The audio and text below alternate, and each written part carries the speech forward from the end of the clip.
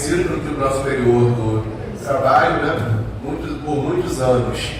A questão não foi conhecida no STF, né? Porque para o recurso ser reconhecido no STF, para uma matéria ser julgada no STF, é necessário que haja matéria constitucional, né? Não é qualquer ação que vai direto do STF. De fato, não é uma matéria constitucional. Então, por muitos anos, a questão batia no STF, né? Vários processos, né? Iam lá no STF, o STF dizia: isso aqui não é nosso, não vou conhecer disso. Quando o TST, né, julgou, né, sobre repercussão geral a questão, por acaso, o STF, né, em um recurso individual, chegou lá: opa, não, isso aqui tem esse matéria constitucional, vamos julgar isso daqui. E aí a gente já aventava que a perspectiva não era boa, né? Até porque a Petrobras fez um trabalho fantástico, né, de marketing, né, eram de 40 milhões, não se sabe muito da onde que veio esse valor, esse cálculo, né? Mas enfim, foi feito um trabalho muito bom de demoração trabalhista da história, de que a Petrobras iria quebrar, né? E no STF já havia perdido essa questão no ano passado, só me engano, foi em outubro do ano passado, foi julgado procedente. Diversas entidades, inclusive o sindicato, apresentaram embargos, né, de declaração.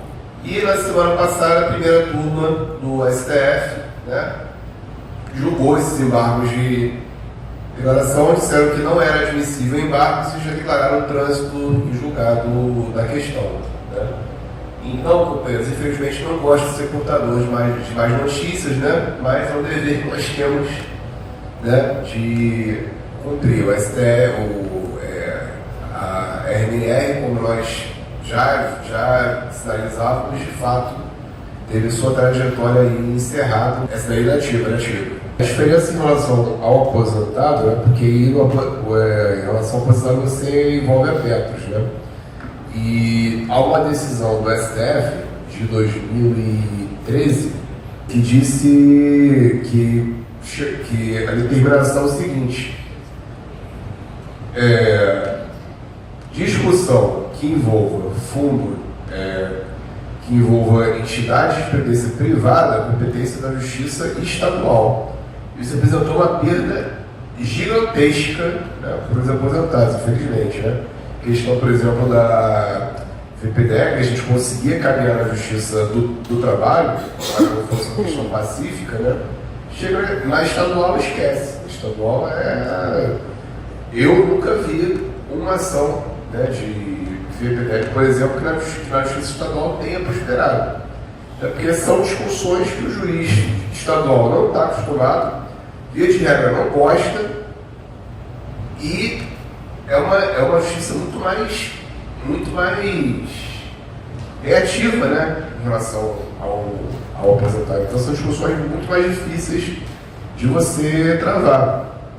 Agora, por exemplo, a própria RMR, né, hoje, né, tem um cenário muito pior, né, porque você tem uma decisão do STF, né, então o STF é um tribunal que vai incidir sobre todos os tribunais do país, então a Justiça do Trabalho, Justiça Estadual, né, que é onde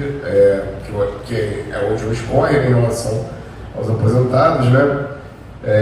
Então é uma perda assim, muito grande, esse deslocamento, né, da competência, né, porque antigamente, quando era fundo de previdência fechado, você mantinha a competência da Justiça do Trabalho, mas depois de 2013 foi ladeira abaixo. Dos aposentados ainda vai ser julgado, mas a tendência é que tenha a mesma linha, né? Não vamos aqui cravar resultado, mas não recomendo ninguém a fazer dívidas contando com o RMR. A percepção que a gente tem, isso acho que fica muito claro, né? É que há uma vontade da justiça, né, no todo, né, com o trabalhador em si, né? Infelizmente, o jurídico que vai acompanhar, né? Mas é mais uma questão política mesmo, né, estrutural, né? A justiça, eu falo sempre, a justiça não está aí para fazer justiça, né? A justiça está para fazer acomodação social, né? Para poder avançar as massas, né? Agora, né, ilusão de que vai vir revolução da justiça não tem, né? Agora, essa percepção de que tem uma má vontade, né, com jurídicos dois sindicatos em si e tal, não vejo uma má vontade assim especial, né, pelo menos na justiça, vamos dizer assim, corriqueira, né, do dia a dia, né. Muitas vezes, né, alguns processos dos sindicatos acabam demorando mais, e isso daí é fruto de um aprendizado que a gente vai tendo, né, no dia a dia, né, porque, por exemplo, né, antigamente, e o próprio Luiz Fernando, né, que toca mais aqui coletivamente as ações, ele fala que ele foi convencido disso, né, a gente fazia uma ação civil pública e fazia a execução dentro daquela ação civil pública. Então, se tinham execuções com 3 mil pessoas, né, e uma pessoa morria, era o inferno, tinha que fazer a habilitação dela, habilitar vermelho, não sei o quê, e a gente, de fato, as ações davam uma marcha processual muito curta, né. Munhoz aí também diretor do CEP, né, por exemplo, o processo do Nova Escola, que era uma execução gigantesca, né, eu já não sei nem quantos substitutos tem ali naquela execução. Aquela execução é uma execução que durou, sei lá, 20 anos, eu acho, até mais, né, esse lugar. Se pagou agora há pouco os sindicalizados, né. Então demorou muito, por exemplo, aquela execução. No sindicato aqui também houve alguns processos que a execução ela era coletiva, né? Então foram execuções demoradíssimas, né? Você tinha toda a ação de conhecimento, né, que é uma discussão, e aí não importa na ação de conhecimento, você tem 5 mil pessoas, você é uma ação individual, o tempo acaba sendo livre, né? Só que a execução demorava muito. E aí a experiência levou a gente a fazer o quê? A gente hoje propõe a ação coletiva, e você faz a discussão do mérito, né, do direito ou não, em um tempo só, e aí não importa quantos vão ser beneficiados por aqueles títulos, né, mas fazemos a execução individual. Então, por exemplo, a ação da PLR, né, que a gente começou a execução em 2019, eu não tenho aqui esse dado aqui de cabeça, mas é fácil levantar até, seguramente muito mais da metade dos exequentes, né, dos fiscalizados que tinham direito a essa ação, já receberam. Falo mais da metade, bem mais da metade, né?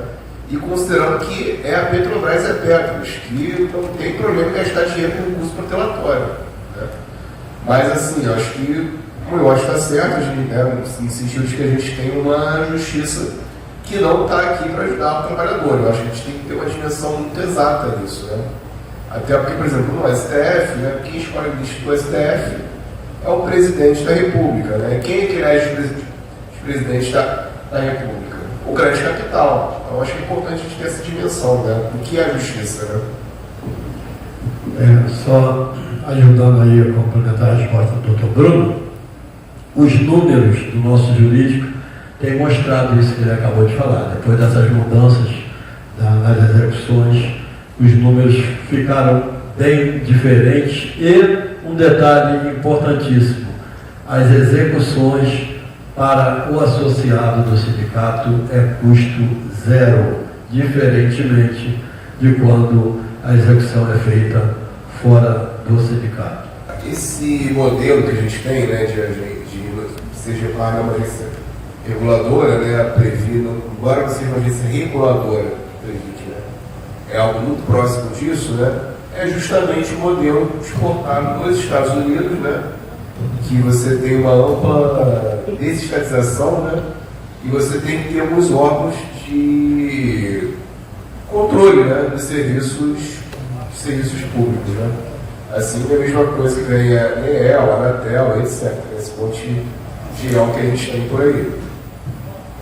A CGPAR, eu não vou lembrar agora direito a sigla, né, porque cada letrinha ali é Comitê de Governança, não sei o quê, né?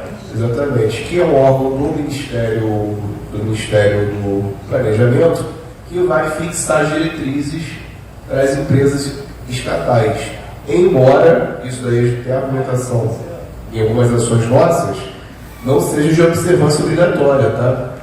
Não é de observância obrigatória. A Petrobras, né, ela bota esse engodo para a gente, de que tem que seguir o que a CGPAR está mandando, A CGPAR não manda, a CGPAR recomenda. A Previc, né, que vai regular os fundos de pensão privado, né? A Previc, ela tem graves problemas, né? Inclusive, a gente já fez aqui a defesa de um sindicalizado que foi membro do Comitê de Investimento da Petros, que também não é um comitê deliberativo, é um comitê meramente consultivo. E esse camarada, agindo muito bem, muito dentro das normas, etc., me recebe lá uma multa, né, da Previc na ordem de coisas de 45 bilhões. Eu até brincava com ele, né, que ele dizia, não, mas isso aqui, se fosse máximo, seria 15. Não, mas o senhor pode pagar 15 milhões? Eu jamais. Então pode ser 45, pode ser 15, pode ser 100. Porque a defesa tem que ser do mesmo, né? Ele não era culpado, como de fato não era, né? Seguiu tudo certinho ali. Agora, acho que falta sim transparência, né? Inclusive nas nossas ações contra o equacionamento, Martins, uma das nossas alegações é essa. Não, quer equacionar porque teve déficit? Beleza. Mostra o déficit. Cadê o déficit? Comprova o déficit. Então, de fato, falta mesmo, falta transparência. Né? Porque é muito fácil chegar e falar, tivemos aqui um déficit, um prejuízo de 1 bilhão, mas cadê o bilhão? Comprova o bilhão, né? Não tem. Né? Como é que a gente resolve isso? A gente vai fazer o que os sindicatos estão fazendo, se organizando para tomar assento nesses lugares, tomar assento na Petros, né? Cuidar, né, do dinheiro de vocês, né, de fato. Vocês gerindo o dinheiro de vocês. Tudo bem que a Petrobras não vai ter sempre maioria, vai ter, mas assim, quanto mais ocupar esses espaços, mais acesso à informação se terá e mais difícil vai ser acontecer tudo que já aconteceu e infelizmente acontece aí principalmente, né? Há um advogado que diz que a causa é ganha, que às vezes, mesmo depois que transita em julgado, ele tem 2 anos de ação rescisória. Mas concordo, não é para ser tributável, porque é um dinheiro que você não recebe, né? Não é uma renda sua, né? Aquela parcela que você tem de desconto não é uma renda, né? Imagina, né? Se fosse possível, né? Será que contra-cheque, né? Você se receberia 0 e ainda ficaria devendo, né? Uma coisa até lógica. Mas infelizmente, né, o STJ ele teve uma decisão no STJ. O STJ pegou o que a gente chama de um lead case, né? Ou seja, pegou um caso desse, falou, essa matéria aqui afeta muita gente. Vamos separar esse processo aqui, fazer o julgamento desse processo e a tese de se fixar aqui nesse processo, todas as cortes no país inteiro estarão vinculadas a essa decisão, né? E suspende a tramitação. Quando a gente fala em suspender, quer dizer que a gente não vai, que pode esperar para a adequação? Não. Né? Porque a suspensão pelo STJ não vai segurar o prazo prescricional. Então a gente entra hoje e nos últimos 5 anos. Se esse processo, por exemplo, hoje vai daqui a 2, 3 anos, né, e a gente entrar com a ação daqui a 2, 3 anos, perdeu 2, 3 anos para trás. Então a gente tem que entrar agora ainda para que fique suspenso. Mas concordo plenamente, acho que não é tributável porque essa parcela efetivamente não vira renda. Né?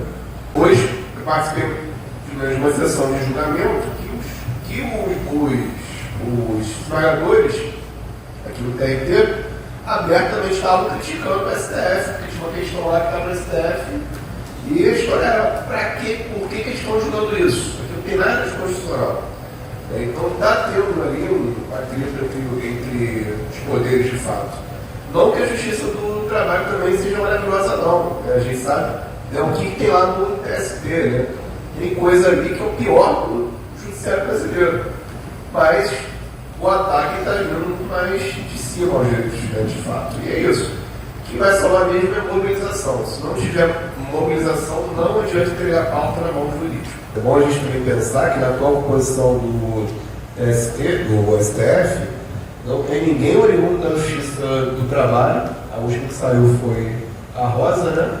Muito menos de movimentos sociais legítimos. Né? Tem Carlos Barroso, tem um discurso bonito às vezes, Mas no movimento não tem ninguém lá não, gente.